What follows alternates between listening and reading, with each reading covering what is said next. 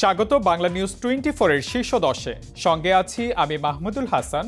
এক নজরে জেনে নিব দেশ বিদেশের আজকের গুরুত্বপূর্ণ খবর।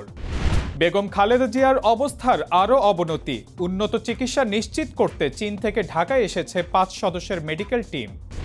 দুদকের দায়ের করা প্লট দুর্নীতি মামলায় শেখ হাসিনার 5 বছরের কারাদণ্ড, 7 বছরের সাজা পেলেন রেহানা, টিউলিপের সাজা 2 বছর।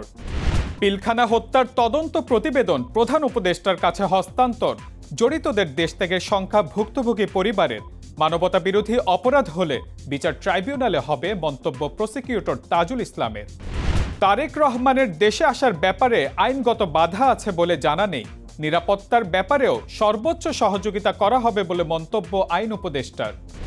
শান্তিতে নেই ব্যবসায়ীরা, চাঁদাবাজি দুর্নীতি অব্যাহত, দেশে প্রশাসনিক কুয়ের সম্ভাবনা আছে বলে মন্তব্য জামায়াত আমিরের।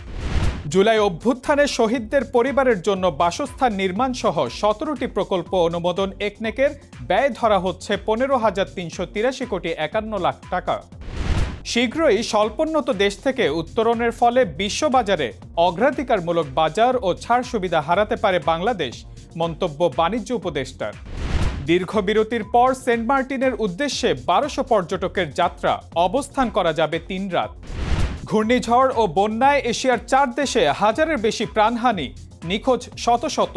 সময়মতো ত্রাণ না পৌঁছানোয় চুরি বা লুটপাটের শঙ্কা স্থানীয় বাসিন্দাদের। সিরিজ নির্ধারণী ম্যাচে আগামীকাল দুপুর 2টায় মাঠে নামছে বাংলাদেশ আয়ারল্যান্ড, মিডল অর্ডারে খেলার সম্ভাবনা শামীম পাটোয়ারির।